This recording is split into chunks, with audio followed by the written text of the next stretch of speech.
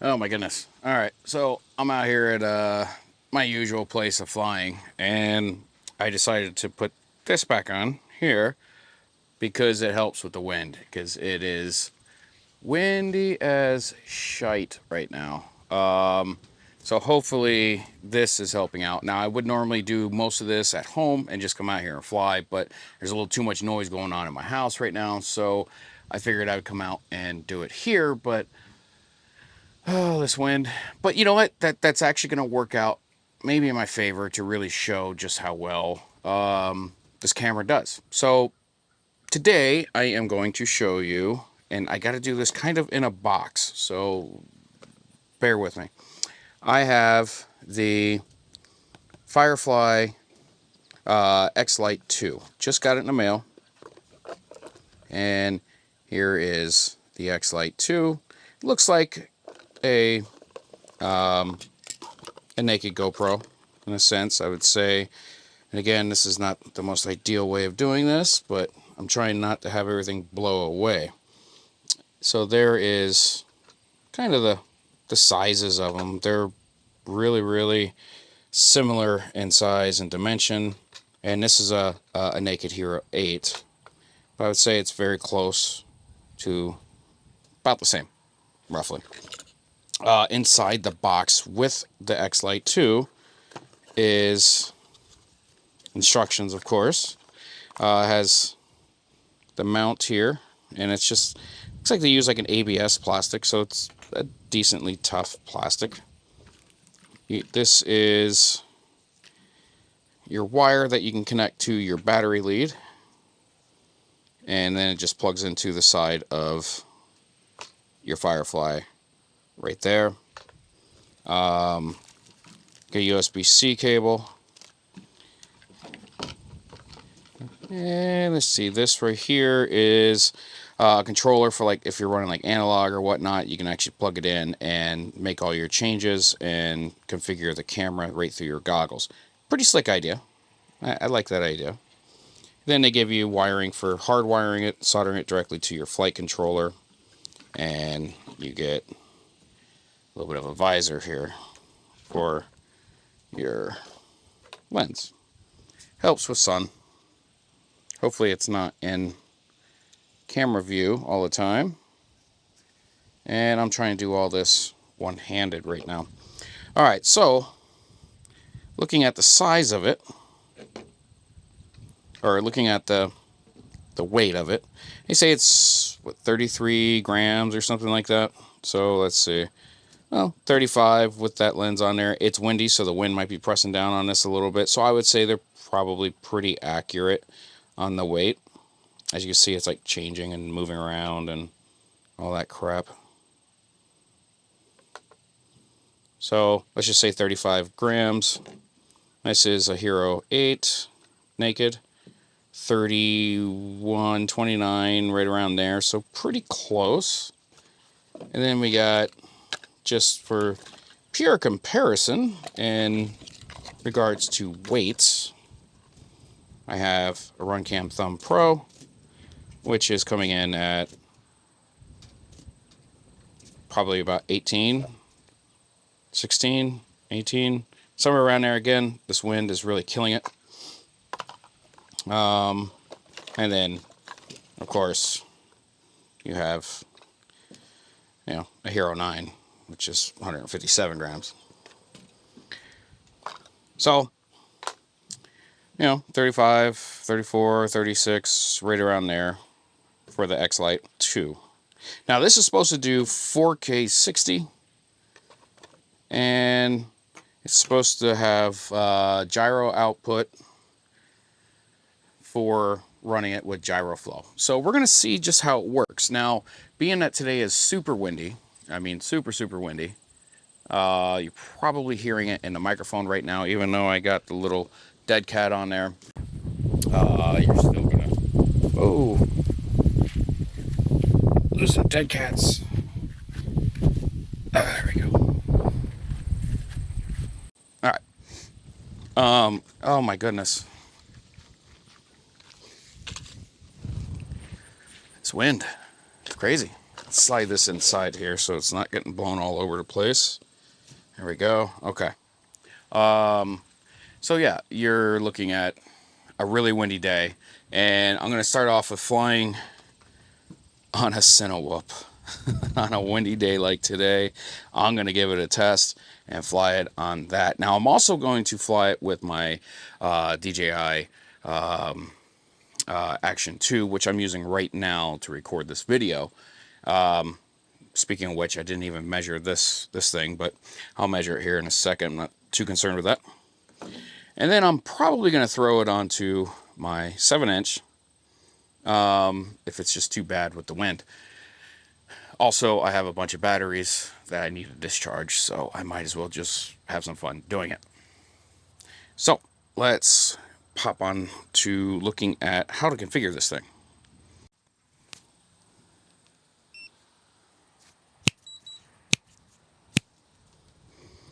Alright, so I got this plugged in right through here. Just went with that, and it does these weird beeps. Once I plugged it in, I pressed the power button. Then I tapped it one more time, which turns it on to Wi-Fi mode. So let's see if I can connect to it. Here, let's see. Not sure how I'm supposed to connect to it. Not sure if you can see my screen or not. Let's hit connect. What did it say? Alright, so I'm going to open up my Wi-Fi. And let's see what I can find. There's the Firefly there. Enter the password. Don't know what the password's going to be.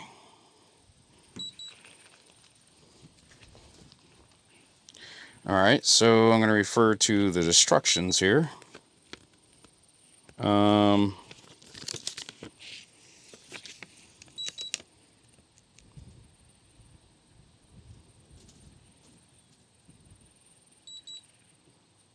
Oh, that's really cute. They don't tell me what the password is. Why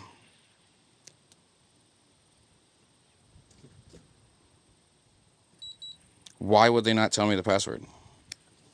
That makes zero sense whatsoever to not tell me what the password is when they're giving me directions on how to connect to it. Okay, short press the power button to turn on, then press again to turn on the Wi-Fi function. Okay. There's nothing on here telling me what the password is.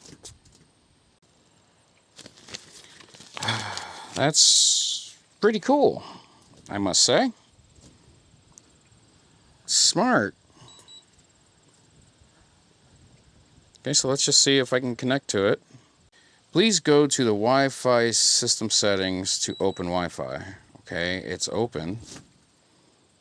Let's see what the guide says. Turn on, next. Turn on Wi-Fi.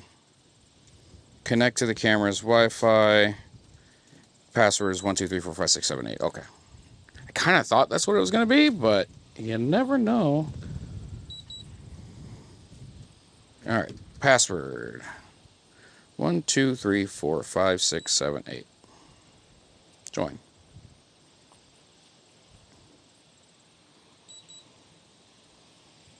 And no internet connection, which we know.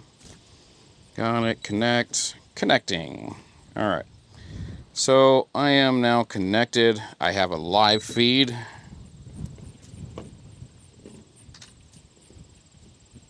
Suppose I should just record my screen, huh? 3, 2, 1, and recording the screen. Alright. So you get a nice live feed, which is pretty cool. I'm going to come in here and see if I can change this to, I want 4K. Let's see, we want 4K 30. Where's 4k60? Okay, 16:9 is all 4k60 will do. I'm going to do 4k30 at 4:3 just because that's better for running Gyroflow. Alright, so we're going to switch to that.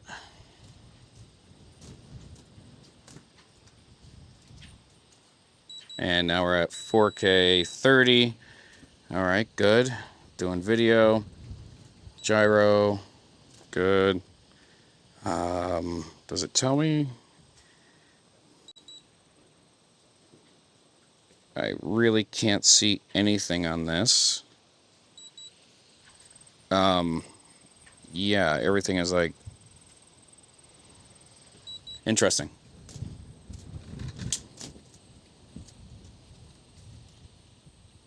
You have anything for storage?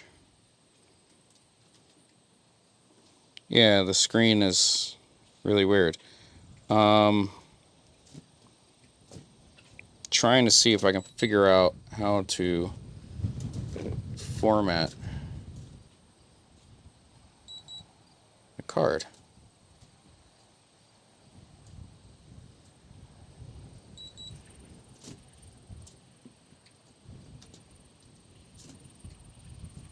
Oh, there you go, format. Let's just go ahead and just format that card just to make sure that it is done in the way that it should be done. Okay, looks like it's formatted. Okay, so settings are done. I'm going to attach this to a quad. I'm going to attach this to a quad now and take it for a flight. So before I show you the footage flying and whatnot, I wanted to show you an alternative way of configuring this camera, or configuring rather. And it's using a text file that is located on your SD card for the Firefly. And it's actually a pretty easy way of doing it because you can make quick settings before you go out and just do it that way. Now, I found that sometimes the settings don't save when you're using the mobile app. Like, for instance, I'll click on gyro. It's set to off in the app. I click on. I go back to it. It's off again. So I found that the app itself is not overly reliable, and I don't like that. So they do give you an option here by using the text file to do all your settings, which is slick. I like that feature. The only downfall to it is you can't adjust it while you're out in the field. So the other option would be to do it through your goggles or through one of those little Firefly screens that Firefly sells, or Hawkeye sells. I think it's Hawkeye little LCDs. And you can adjust it through those. That should be a direct connection to pretty much that text file that I'm going to show you right now. Now, one thing I did notice is that the actual photo settings or video settings, like the resolution, the aspect ratio, the frame rates, those did change, but everything else was kind of hokey. So I don't know how reliable it is. So use it at your own risk. It might work just fine for you. It might work just fine for me tomorrow. Who knows?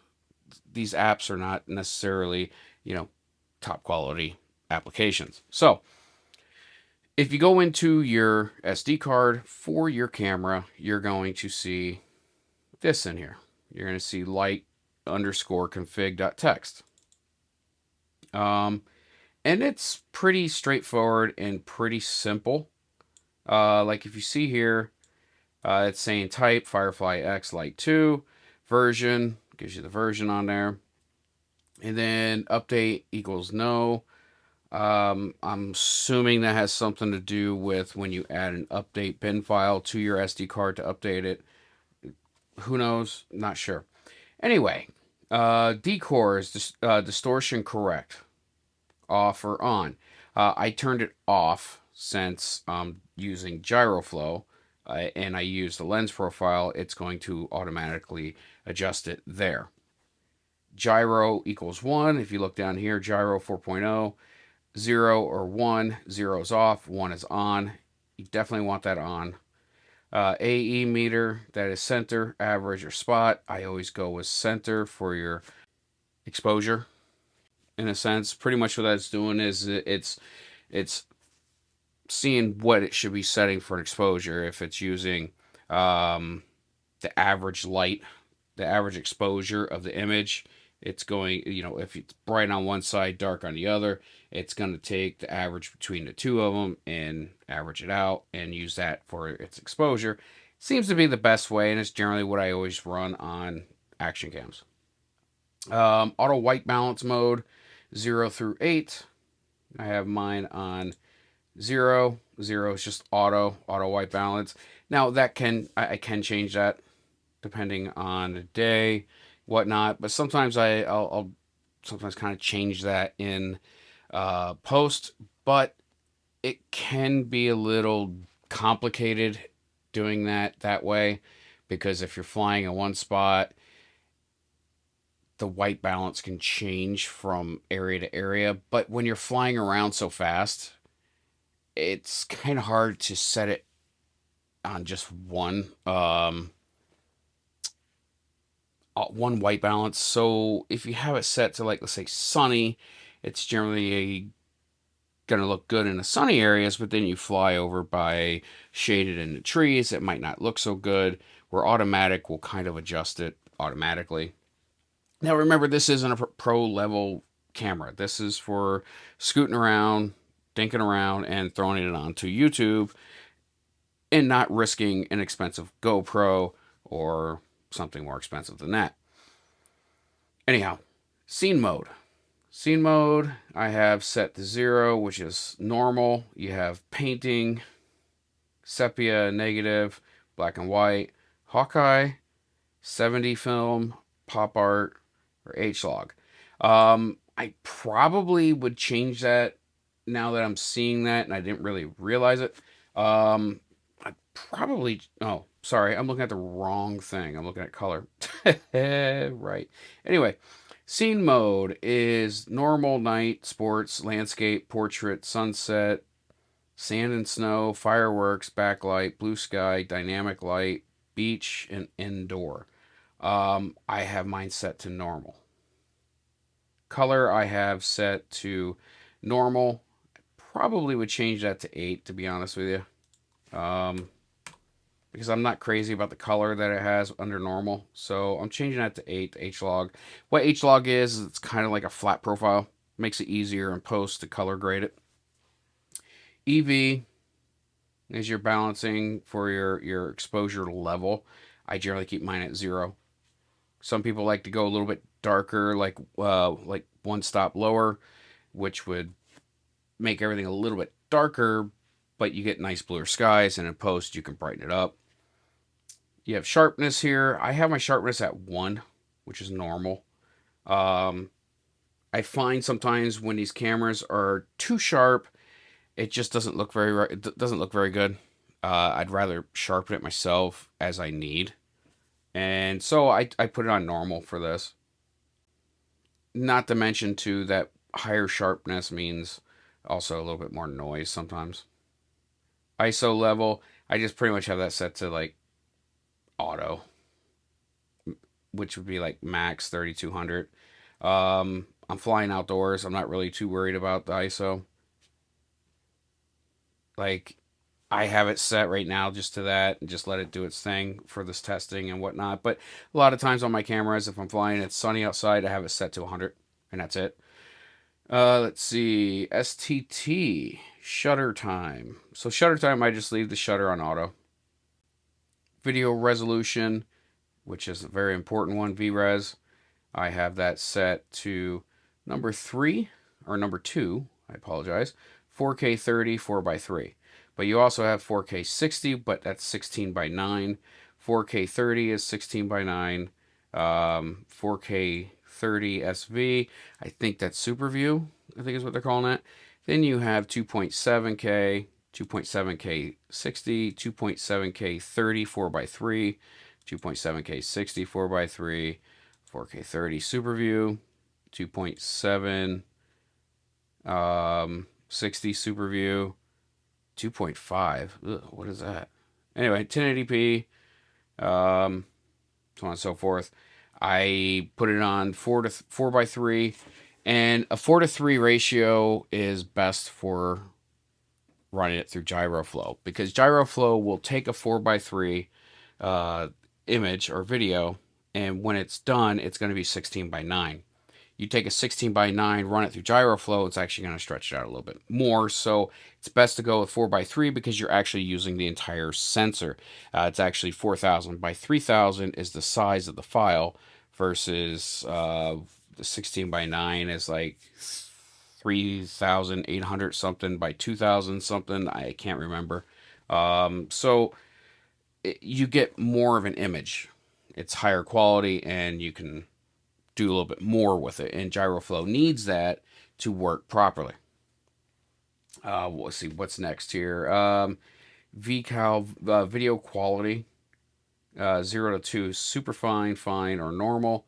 I have it on super fine, or no, I have it on normal.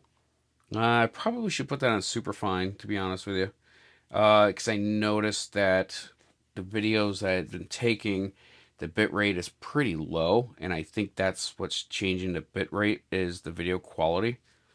Instead of just calling it bit rate, they call it video quality, I think. Now, don't quote me on that. So I'm actually going to change that to 0 for superfine to get better quality. Video stamp. What the video stamp is for like time. If you want to put time or the date or whatnot, I don't want that on any of my videos, so that's turned to off. Auto power off, I have set to off. Video output system, I'm running NTSC. Field of view is wide, medium, or narrow. I have mine set to wide. Auto recording, I have set to off. I want to hit the button myself. Microphone. So this microphone sucks. It's really, really loud, and it's like all blown out and stuff like that from the sound of the quad. But I didn't want it off, so I put it down to 50%, which is 1. Dual file, I'm not sure what that is. I'm almost thinking that's a thumbnail. It comes up with like a preview. Every time it has a video, there's the full video size and then there's a smaller one. I believe that's what that is. Not sure what the purpose of that is, but I'm leaving it on because it doesn't really take up that much space, so I'm not too crazy about it. WDR enhance. I have wide dynamic range, that's what that is. I have that set to on. And then date and time right here, that would be for like the stamp or whatnot. I just leave that just stock the way it comes. So then all you gotta do is click save, and that's it. The next time you run your quad with that card, then those are the settings it's going to use. Now, what you can do, and it's kind of cool, you can have different settings if you have different SD cards. So you can go in there and have another SD card that you have set for, let's say you want to do 2.7K and 4:3. Well, without having to change everything, going through the text file or going through the app or whatnot, you can just simply grab that card, slap it in there, and go. So you can have a 2.7K card, or you can have a 4K card, or a 1080 card, or however you want to do it. And then you can just, by the SD card that you're using, that's the settings that it's going to use. All right, so let's get on to the flying. All right, so first runner-up is going to be the DJI Action 2 on the 3-inch Cinewhoop. So let's get it up in the air and see how it does. Now, keep in mind, today is super freaking windy. So, yeah. Anyway, I'm running this at 4.3, 4K30, just the same as the Firefly will be ran, except this is going to be using Real Steady, or Rock Steady, for doing its stabilization. So I know it's a better camera, but still, I just want to use it as just some sort of comparison. So let's get going.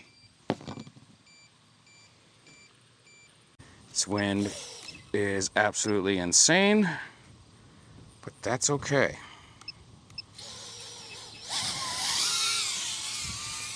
All right, here we go. This is, wow, that wind, holy moly. Okay, it's gonna suck batteries really, really fast.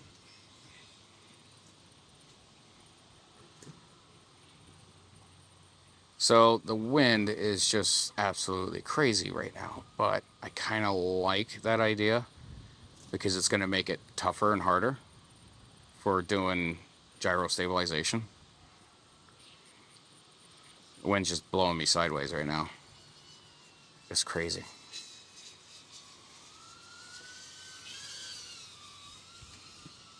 There we go.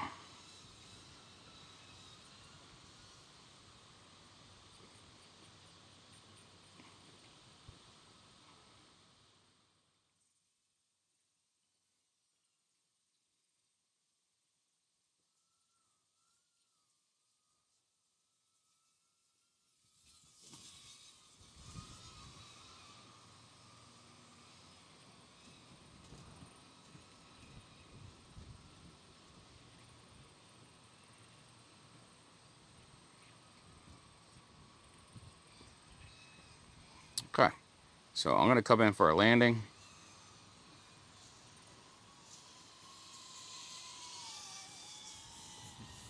I think that served its purpose.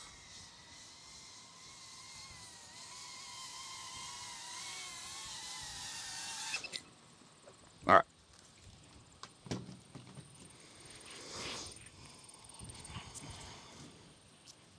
Okay, so now I'm going to take it and put the Firefly.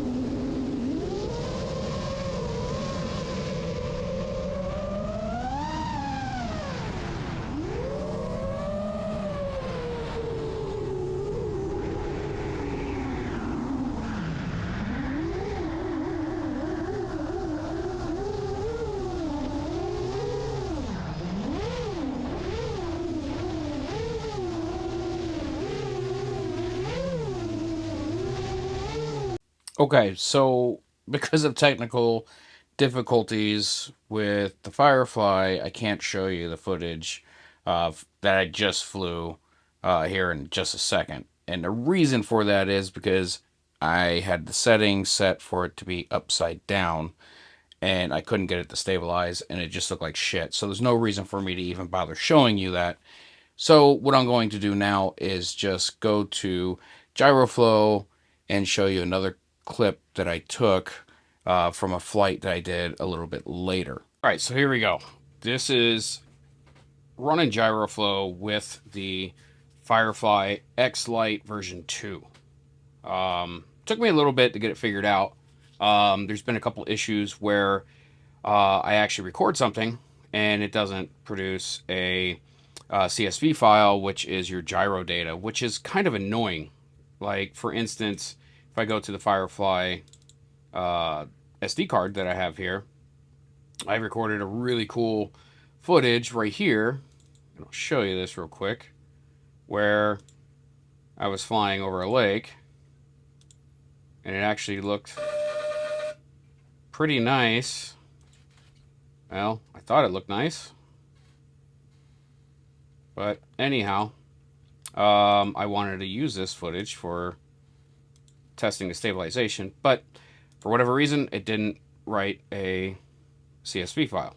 So, yeah, no idea. So that was 617, and my two CSV files that are here And it did this to me earlier. I had 4 flights and only 1 CSV file, so I have no idea. I went into the configuration file, which is right here, and it definitely is saying gyro equals 1. If you come down here, gyro 4.0, 0 to 1, 0 is off, 1 is on, and I have it on. And it did not create it. And I even updated to whatever the update was that they had on their website. Their version numbers are really weird, so I had no idea if it was newer or older, but I just did it anyhow. So, anyhow, we'll continue on with what I was planning on doing here, which is coming into here and grabbing the file that I want to stabilize. So, it is going to be 37AA, and there's a CSV file. So you just simply drop it like so, grab your CSV file, drag it over to here, and there we go. It's going to automatically load up the gyro data. And then over here you want to type Firefly and come down to the one that you used. Now I used 4K 4:3 ratio at 30 frames per second. This is at 29.97, so pretty much same thing. I'll go ahead and choose that for my lens profile, which is important. You need a lens profile. And then low pass filter at 50 hertz. Now here's where I was confused and I was trying to figure it out, but I found it on one of their quick little videos. It needs to be lowercase x, lowercase y, and capital Z for your IMU orientation.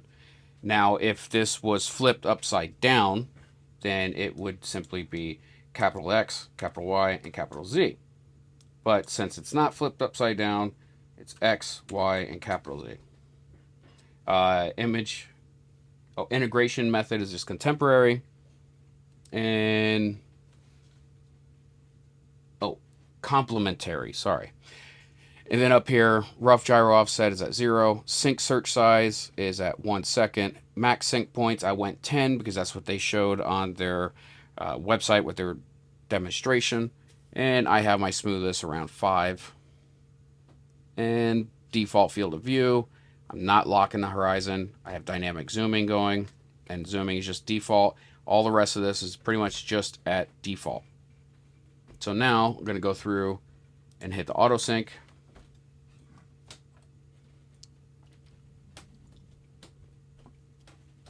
And this is going to go through and it's going to put sync points throughout the footage. Remember though, you want a sync point at the beginning of your flight or close to the beginning of your flight. And let's see if it does it now. If not, then I'm going to show you why you want to add a sync point at the beginning of your flight. And it doesn't take long to do this. All right, here we go. So at the beginning of the flight, I'm just going to show you here. It's all kind of really jumbly, like you see here. Actually, it's not too bad, but it's jumbly enough where you just simply come right after you take off and hit auto sync here. There we go. And now it's going to smooth that out a little bit more. Sometimes you get in there and it's like really, really bad. Now, I'm flying a little 4-inch with a lithium ion, so there's not a lot of power. And it's super windy out. So I'm going to go up into the air here in just a second. And I'm going to show you just the difference between stabilized and not stabilized. Now, you can see it's all shaky and jerky. Look at that. Just comes nice and smooth. Here's the real footage. Unstabilized. Stabilized. And we're talking at this point right now, probably good 30-mile-an-hour winds coming off of the lake and everything like that, as you can see by the trees there. And here we go, unstabilized. It's jerking around all over the place. Stabilized, nice and smooth. So this does a very good job in stabilizing, and I haven't really looked at the footage yet, other than just this through a preview on Gyroflow, and I'm gonna load it up into my video editor, do a little bit of color editing to it, and then I will put this video out for you again so that you can see it in full quality. And I will upload this at 4K versus 1080p because YouTube really crushes 1080p footage when it's moving fast. It can't handle the small details for whatever reason. Don't know, but just got to do it at 4K, I suppose.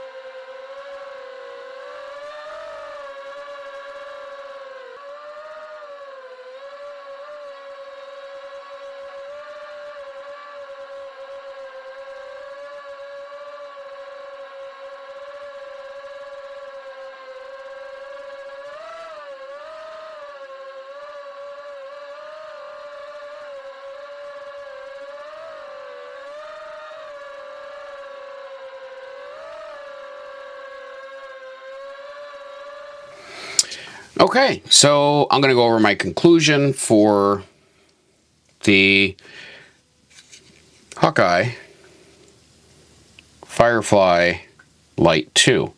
Now, this is a really cool little camera.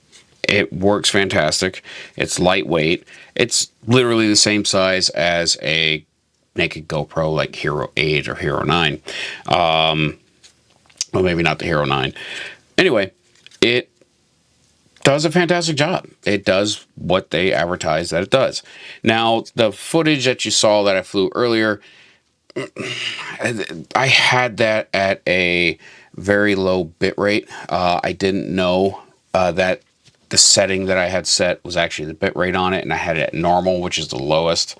I will fly it at a higher bit rate, and it does look a lot better when you fly it in super fine mode, and I've seen footage of it, and it looks a lot better.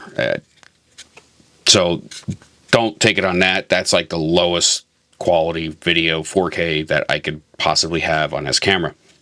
For $150 or something like that, I think it's $149. I would say that it's worth it. It's half the price of a GoPro Hero 8, which is, 4 times the weight, or actually probably even more than that.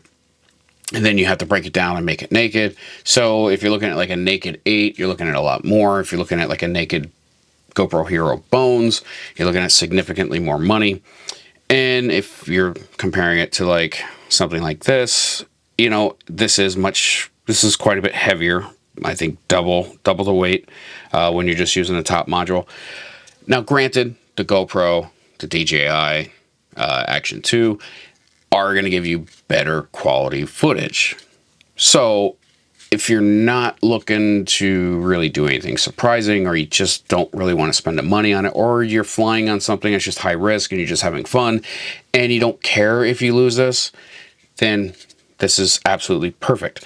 Now, I can't talk about this camera without talking about this camera. And this is the, come on, focus in, there we go. This is the Runcam Thumb Pro. This is literally half the price, half the weight, and half the size. And up until just recently, the stabilization on it was terrible. And there's some issues with the chipset in here that causes it to drop frames like crazy. It was like every 15 seconds almost, it was dropping a frame, and it was completely screwing up Gyroflow for stabilization. They did just today, I released a video showing a difference in the quality of it, and you can look up here and you'll see it, or up here, wherever. And I'll have a link to my video showing you that the stabilization is much better now, and it's doing a better job of it. And I would say that the quality of the video is not bad. I think this still beats it for video quality, but it's also twice the price. So it's kind of a give or take, you know, a little less quality, half the price, a little more quality, twice the price, so on and so forth. So it's like you get what you pay for. But I would say for $150, this is definitely well worth it. So, and honestly, this isn't half the price. So let me rephrase that. This is $90. This is $150. So this is $60 more than this guy. So it's not double the price. So on. Anyway, so I would say in the long run, or I would say overall, I would say that the Firefly Lite 2 is definitely worth purchasing, because you are going to get a little bit better quality than you would get out of the Runcam Thumb Pro. But there are a couple little issues that I think might get fixed.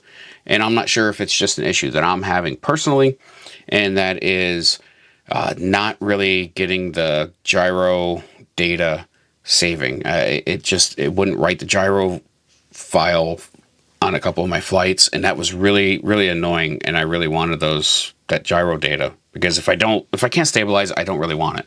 Just to be honest, that's just me. I like nice, stable footage. So anyway, thank you for watching. Please hit the subscribe button, and I'll catch you in the next video.